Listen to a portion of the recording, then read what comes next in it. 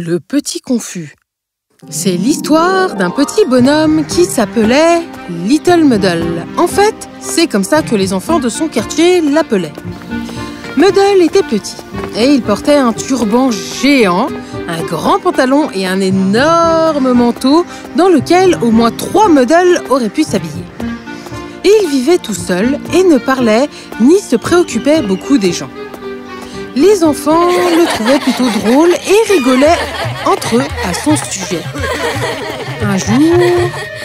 Hé, regardez ce que j'ai!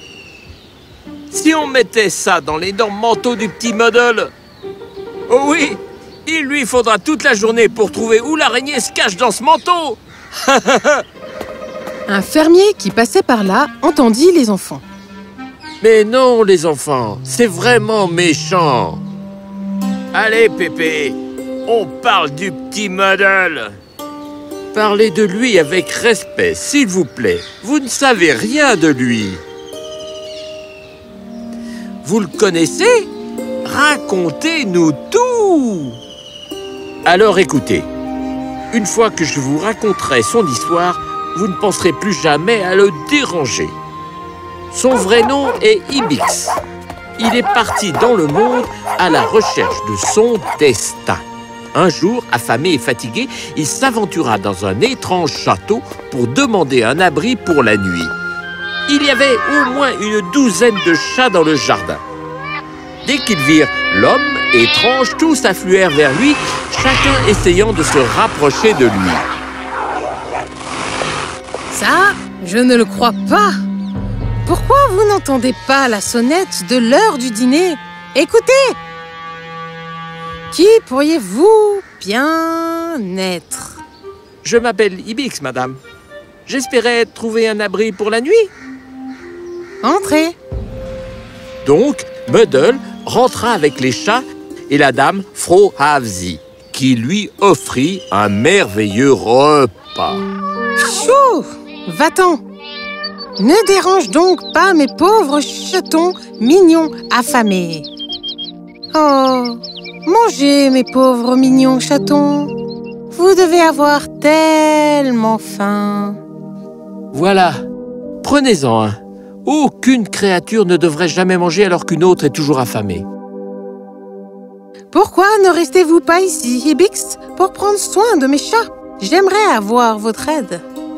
Alors, Ibyx resta. Pendant quelques jours, tout allait bien. Mais un jour, alors que Lady Frohavzi était sortie... Alors, soyez bien gentils avec eux. Je serai de retour dans quelques heures. Au revoir, mes chatons mignons.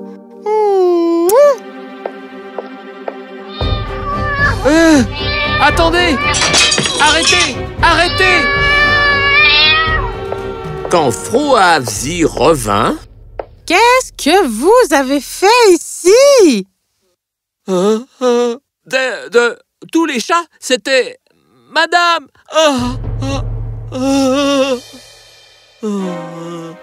Comment osez-vous? Vous blâmez mes pauvres chatons mignons? Je vais vous transformer en nain. Non! S'il vous plaît! Non! Hein? Mes chatons mignons, on fait ça? Eh bien, Ibyx, je suis vraiment désolée. Je ne voudrais pas rester ici plus longtemps avec ces petits chats indisciplinés. Donnez-moi mon salaire, madame. Bien sûr. Allez dans ma chambre et prenez le bâton à côté de la porte et les pantoufles en dessous. Que ferais-je avec un bâton et des pantoufles? Portant les pantoufles, vous serez en mesure de voler n'importe où en un instant. Et le bâton sautera dans votre main 3 fois. Partout, il y a de l'or et de l'argent enterrés sous le sol. Faites attention à la façon dont vous utiliserez ces cadeaux, Ibyx, car ils peuvent vous apporter autant d'ennuis qu'ils peuvent s'avérer utiles. Et avec des cadeaux merveilleux, Ibyx prit son chemin à nouveau. Le bâton ne sauta même pas une fois pendant tout ce temps. Comme il n'y avait pas d'or à trouver, Ibyx décida d'utiliser ses pantoufles pour chercher un emploi. Il alla au palais et demanda au roi la permission d'être porteur de messages. Vous? Eh bien, le messager royal doit être rapide avec ses jambes. Organisons un concours entre vous et mes meilleurs messagers. Je vais vous donner chacun un message pour ma garde de l'autre côté de la ville. Si vous êtes le premier à revenir avec sa réponse, je vous nommerai comme messager royal. Certainement, Votre Altesse. Grâce aux pantoufles magiques, Ibyx fut de retour en un éclair. Tout le monde était consterné. Le roi le nomma comme messager royal. Et au fil du temps, le roi commença à l'apprécier et faire confiance à cet étrange petit bonhomme, plus qu'à ses autres courtisans. Et ça, bien sûr, les autres courtisans ne l'aimaient pas. Comment se fait-il que le roi ait une telle affection pour un messager ordinaire? Il y a quelque chose d'étrange chez lui, je vous le dis. Un jour, alors qu'Ibyx marchait seul dans une zone boisée, son bâton lui sauta soudainement 3 fois dans la main. Excité, Ibyx creusa et trouva des centaines de pots remplis d'or et de trésors. « Hurrah! J'ai trouvé un trésor! Oui! Maintenant, j'ai plus besoin de travailler un seul jour de ma vie! Ça veut dire que je devrais quitter le service du roi? Non! J'aime le roi. Et d'ailleurs, il me fait tellement confiance, je ne peux pas déserter. Non! » Alors Ibyx prit une partie du trésor, laissa le reste caché et retourna au palais. Il commença à partager librement son argent avec tous ceux qui lui semblaient en avoir besoin.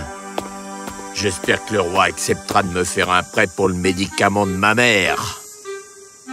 Ne vous inquiétez pas, mon ami. Prenez donc ça, et j'espère que votre mère ira mieux. Merci, monsieur. Oh, d'où vient tout à coup tout cet argent? Ça doit être volé. Disons-le au roi. Il ne peut pas avoir autant d'argent. Un peu bêtement, le roi crut les courtisans. Il leur demanda de garder un œil sur Ibyx. Alors, la prochaine fois qu'Ibyx partit chercher encore un peu de son trésor, les courtisans le suivirent et au moment où il creusait et revint avec un pot d'or, ils sautèrent sur lui, ils emmenèrent Ibyx au roi et lui mentirent. Votre Altesse, il cachait le trésor qu'il vous a volé. C'est un mensonge. Je ne cachais pas le trésor. Je le sortais. Quel voleur fait sortir un trésor? Arrête de mentir, Ibyx. Je croyais que vous me faisiez confiance. Voyant que le roi ne lui faisait plus confiance, Ibyx lui parla du bâton et des pantoufles. « Ibyx, sors de mon royaume et ne reviens jamais !»« Mais vous savez que je ne ferai jamais quelque chose comme ça. »« Laissez-les ici et partez, maintenant !» Le pauvre Ibyx fut si blessé, il ne voulait plus jamais revoir un autre être humain. Alors, il se construisit une petite cabane dans la forêt. Un jour, il trouva un arbre chargé de magnifiques figues mûres. Il en prit une et l'engloutit. Dès qu'il cessa de manger, il commença à se sentir étrange. Et oh! Ses oreilles et son nez se rallongèrent, vraiment beaucoup. Ibyx fut horrifié. Il ne savait pas du tout quoi faire. Il marcha dans la forêt déterminé à trouver un remède. Un jour ou deux plus tard, il trouva un autre figuier. Impuissant et affamé, il cueillit un fruit et le mangea, terrifié par ce qui pourrait lui arriver avec celui-ci. Mais, à sa grande surprise, ses oreilles et son nez redevinrent normales. Cet arbre fait pousser les oreilles et le nez, et celui-ci les rend normales. Hurrah! Je suis guéri! Quelques jours plus tard, alors qu'Ibix se promenait dans la forêt, il vit deux hommes remplir un panier avec des mauvaises figues et les charger sur deux chevaux. Il entendit l'un d'entre eux dire « Le roi de cette terre est fini. Après avoir mangé ses figues, il ne pourra plus jamais montrer son visage au monde.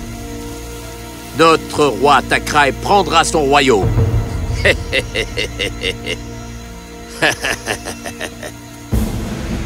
Prendre notre royaume? Même pas dans vos rêves!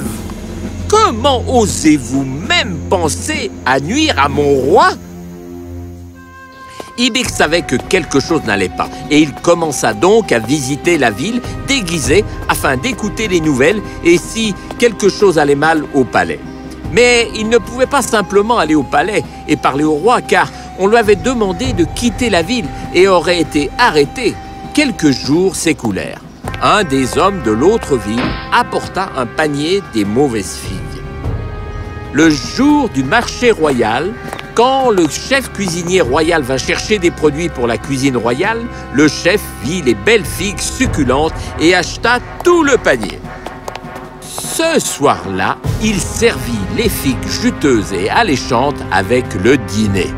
La famille royale les mangea avec le plus grand plaisir et voilà, toutes leurs oreilles et leurs nez grandirent.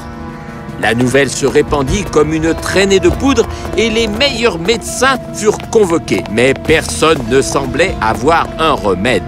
Maintenant, Ibix observait tout cela et il décida qu'il était temps d'agir. Il se déguisa et se rendit au palais avec un sac plein de bonnes figues. Mais il n'offrit pas le remède tout de suite.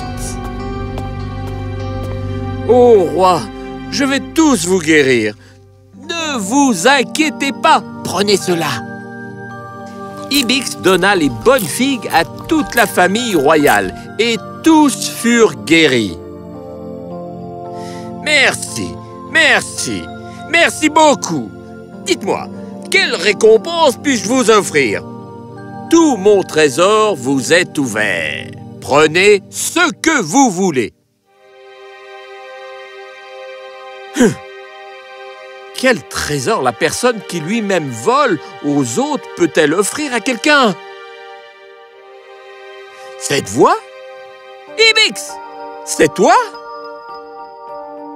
Oui, et tout cela a été orchestré par le royaume voisin. Ils ont l'intention de nous attaquer. Vous m'avez guéri, moi et ma famille, même si je vous ai si maltraité. Je connais la douleur d'être maltraité par un ami. Alors, comment pourrais-je vous donner la même douleur? Je suis tellement désolé, Ibix. Comment puis-je me rattraper? Apprenez à faire la distinction entre vos vrais sympathisants et vos tricheurs. Je dois prendre congé maintenant.